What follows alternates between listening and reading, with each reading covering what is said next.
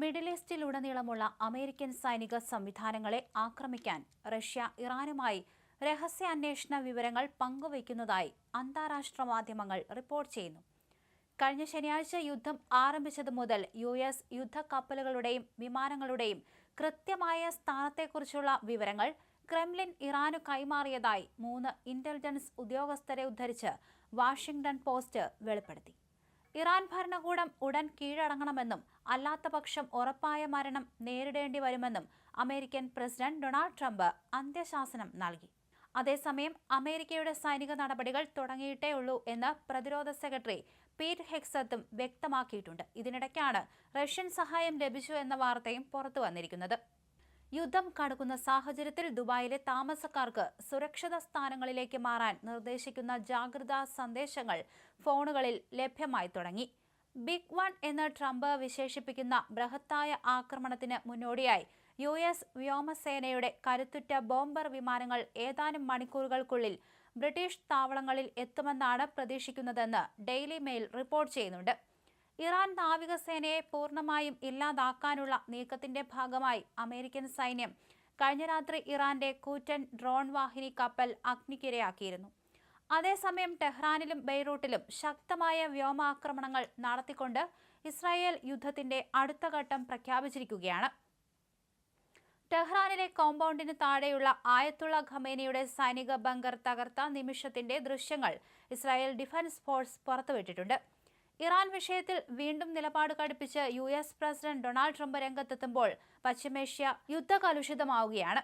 നിരുപാധികമായി കീഴടങ്ങാതെ ഇറാനുമായി ഒരു കരാറിനുമില്ലെന്നും ട്രംപ് വ്യക്തമാക്കുകയായിരുന്നു. സമൂഹ മാധ്യമമായ ട്രൂത്ത് സോഷ്യലിൽ പോസ്റ്റ് ചെയ്ത കുറിപ്പിലാണ് ട്രംപിന്റെ പരാമർശം. തങ്ങൾ സ്വീകാര്യരായ നേതാക്കളെ ഇറാൻ തെരഞ്ഞെടുക്കുകയും വേണം.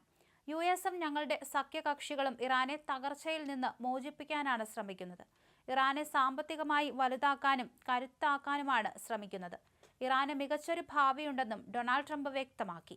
അതേസമയം അന്തരിച്ച പരമോന്നത നേതാവ് അലി ഖമേനിയുടെ മകൻ മുജ്തബ ഖമേനിയെ പിൻഗാമിയായി അംഗീകരിക്കില്ലെന്ന് ട്രംപ് വ്യക്തമാക്കി.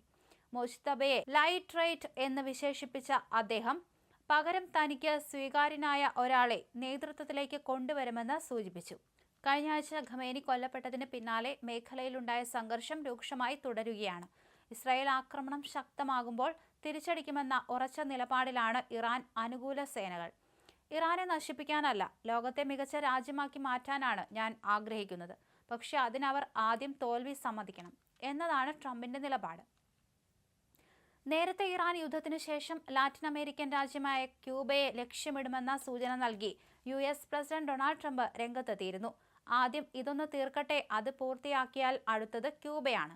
സമയത്തിന്റെ പ്രശ്നം മാത്രമാണെന്നും ട്രംപ് കൂട്ടിച്ചേർത്തു.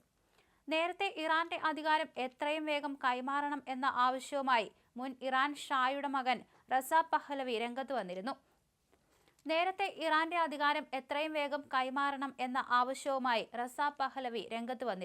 കൊല്ലപ്പെട്ട ഇറാൻ പരമോന്നത നേതാവ് ആയത്തുള്ള അലി ഖമേനിയുടെ പിൻഗാമിയെ തീരുമാനിക്കാനുള്ള എല്ലാ ശ്രമവും പരാജയപ്പെടുമെന്നും പിൻഗാമിയായി വരുന്ന ആർക്കും നിയമസാധുത ഉണ്ടായിരിക്കില്ലെന്ന് പഹ്ലവി എക്സ് പോസ്റ്റിലൂടെ പറഞ്ഞു.